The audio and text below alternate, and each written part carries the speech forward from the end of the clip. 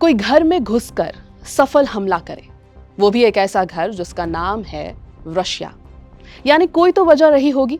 नमस्कार, मेरा नाम है श्वेता शर्मा और आज बात यूक्रेन के रशिया के साथ फिर से पंगा लेने की।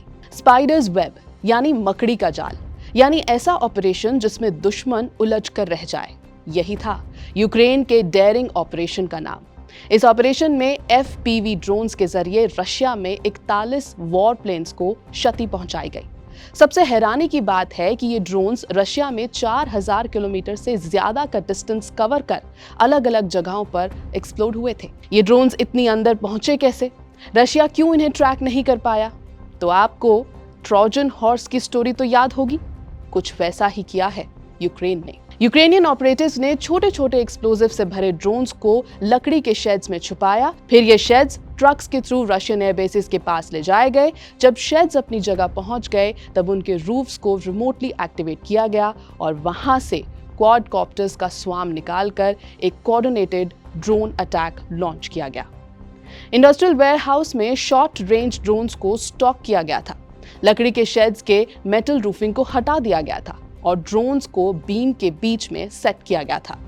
रशियन सोशल मीडिया पर भी कुछ अनवेरिफाइड वीडियो सर्कुलेट हो रहे हैं जिसमें ऐसे ही लकड़ी के शेड्स को ट्रक पर ले जाते हुए दिखाया गया है, जिनके रूफ्स साइड में पड़े हैं और ड्रोन्स अंदर से लिफ्ट ऑफ करते दिख रहे हैं। पर ये FPV यानी फर्स्ट पर्सन व्यू ड्रोन्स होते क्या हैं? FPV ड्रोन्स यानी छोटी मशीन और बड़ा काम।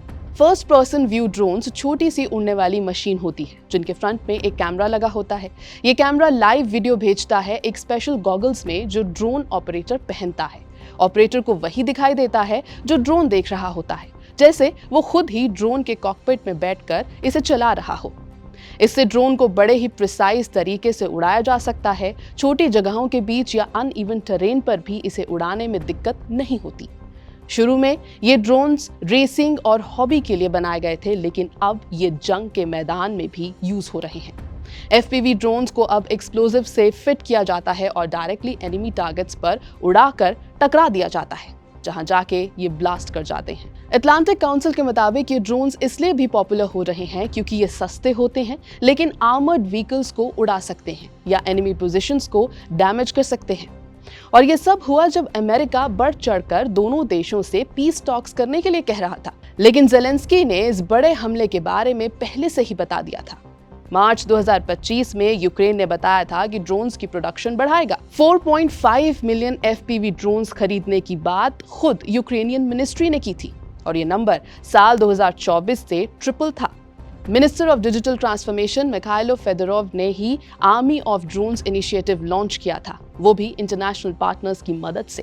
2024 में यूक्रेन ने 1 मिलियन से ज्यादा FPV ड्रोन्स बनाने का लक्ष्य रखा था।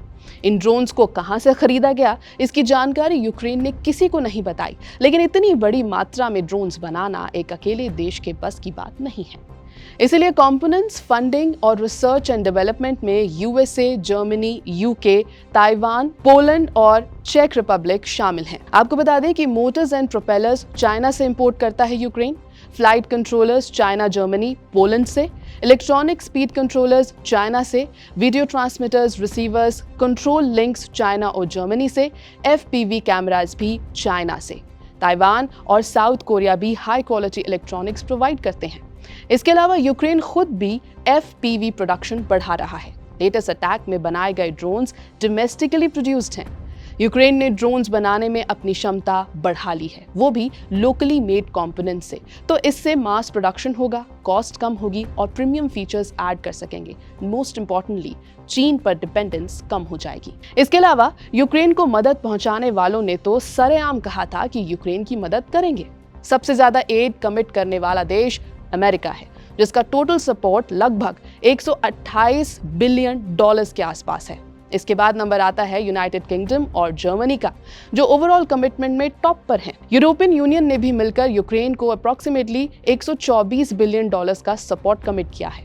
हर देश का एड टाइप अलग है। जैसे अमेरिका ने मिलिट्री सपोर्ट में अपनी ताकत दिखाई है, US ने वेपन्स और इक्विपमेंट के फॉर्म में 71 बिलियन डॉलर्स के करीब मदद कमिट की है, जो कि सबसे ज्यादा है। ये अमाउंट जर्मनी के मिलिट्री एड से 3 गुना ज्यादा है, जबकि जर्मनी सेकेंड हाईएस्ट कंट्रीब्यूटर है इस कैटेगरी में। यानी बिजनेस करने वाले तो बिजनेस कर ही रहे हैं। पर आप सोचिए कि जो अटैक रशिया को पता ही नहीं चला, कैसे आर्म कंटेनर्स में ड्रोन्स पहुंच गए और अटैक कर दिया, कैसे युद्ध के रूल्स एआई की वजह से बदलते जा रहे हैं। लेकिन रशिया अब चुप नहीं बैठेगा और अब अंजाम क्या होगा ये देखना होगा।